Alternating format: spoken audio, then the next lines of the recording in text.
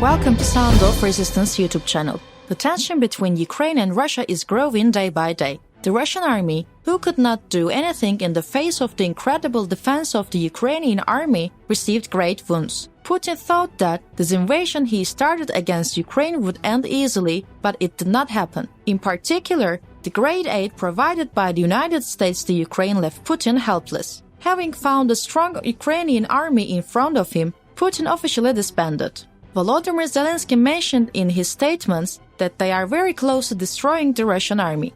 It has suffered and continues to suffer great defeats in invasion attempt that Russia started against in Ukraine and lasted for about 10 months. Everywhere these two armies came face to face, it was the Ukrainian army that won. Especially after the Ukrainian army took back Kherson, the Russian soldiers left the region and fled, showing that Ukraine was a side that was close to victory. The Ukrainian army, which took back many places it left at the beginning of the occupation, now continues much stronger than before. Ukraine stopping and reversing this invasion, which is said to be almost over, will appear as one of the biggest turnarounds in the world history. Ukrainian forces defended for a while and broke the resistance of the Russian army that came upon them. When the Russian soldiers could not achieve the victory they wanted, they became very weak, both physically and mentally. The Russian army, which could not get over the trauma of the failure, began to fall more and more. Volodymyr Zelensky, who saw that the strength of the Russian forces was weakening,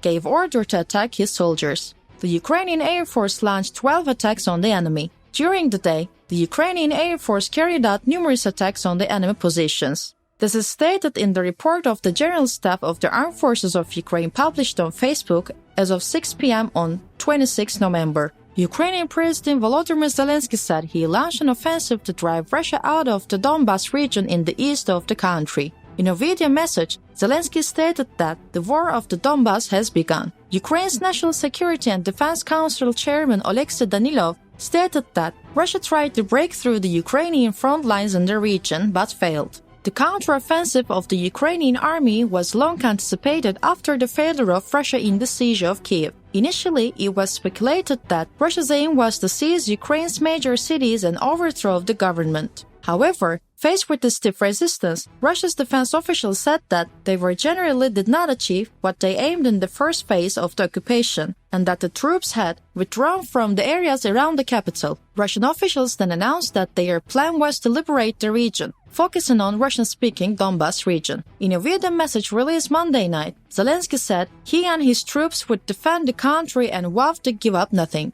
stating that a large part of the Russian army is now focused on this attack. Zelensky emphasized that no matter how many Russian soldiers are sent to the region, the Ukrainian soldiers will continue to fight. Stating that a large part of the Russian army is now focused on this attack, Zelensky emphasized that no matter how many Russian soldiers are sent to the region, the Ukrainian soldiers will continue to fight. Moscow announced last month that it controls 93% of Luhansk and 54% of Donetsk. It is thought that there are between 40 and 50,000 soldiers in the Donbas region of Ukraine. The vast majority of these soldiers have been fighting the Russian-backed separatists in the region for years. Andriy Yermak, one of Zelensky's top advisors, said the attack was the second phase of the war. Trust our enemies, said Yermak, assuring the public that the Ukrainian military could stop the attack. Russian President Vladimir Putin announced in a speech last week that Russia's changing goals was to help the people living in Donbas who have unbreakable ties with Russia. Pentagon Press Secretary John Kirby warned that Russia set the conditions for its future offensive. Putin has not abandoned the goal of destroying us and our political leadership as a state, Danilov, head of the Ukrainian National Security and Defense Council, told Ukrainian television. On the other hand, Russia continues to target the southeastern city of Mariupol. Controlling Mariupol will allow for a land link with the occupied Crimean Peninsula and eastern Ukraine, where separatist forces are located. The Ukrainian army announced that it took back more than 3,000 square kilometers from Russia in its counterattack in the east of the country. This progress, if confirmed, means that Kiev forces will triple their previously announced gains against Russia in a matter of days. President Volodymyr Zelensky announced the area of the recaptured areas as 1,000 square kilometers on Thursday evening and 2,000 square kilometers on Saturday evening. The BBC cannot confirm the figures given by the Ukrainian authorities because journalists are not allowed access to the front lines. Russian attack came to Kharkov behind the front. The mayor of Kharkov said that Russia carried out attacks that caused great damage to the water and electricity infrastructure in the city. BBC correspondent Orla Guerin, who is in the city, reports that the sound of missile attacks was heard at night. Progress that came with the counterattack is also considered important in terms of demonstrating the Ukrainian army's capacity to retake occupied areas. This is seen as important as Kyiv wants more military assistance from its Western allies. Underlining this, Ukrainian Foreign Minister Dmytro Kuleba said that the latest developments show that the war can be ended faster with more Western military equipment. In a counteroffensive in the east of Saturday, Ukrainian troops entered the vital Russian supply towns of Izium and Kupiansk. British Defense Ministry officials, on the other hand, warned that clashes continue outside these towns. Officials in Kyiv also said that Ukrainian forces continue to fight for control of some settlements around Izium.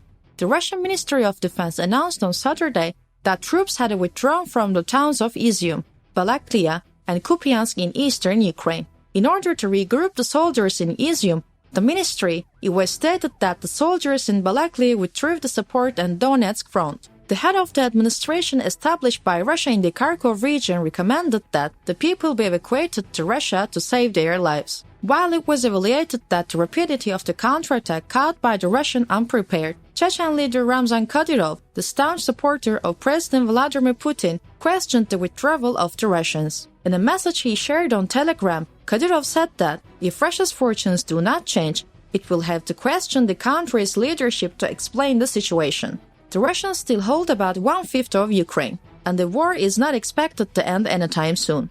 Ukrainian officials said the troops had entered Kupiansk, a vital supply center for the Russians in the east of the country. The advance of Ukrainian troops, if sustained, will be biggest development since the Russian withdrawal from the capital Kyiv in April. Russia notes that the withdrawal was tactical. British officials said Ukraine was advancing 50 kilometers into Russian-controlled territory. Russian forces were largely taken by surprise, said the British Ministry of Defense in a statement. Ukrainian troops have either captured or besieged several towns, it said. The international community was also focused on the expected progress near the southern city of Kherson. According to experts, Russia directed some of its experienced soldiers to defend Kherson. Natalia Gumenyuk, spokesperson for the Southern Command of the Ukrainian Army, said that in addition to gaining territory in the east, Ukraine has similarly made gains in the south. Gumenyuk said they were advancing between 2 and tens of kilometers in the south. After many of these statements, the eyes were turned to the statement of Putin would make. It's a matter of curiosity what he will say after such a defeat. Thanks for watching us.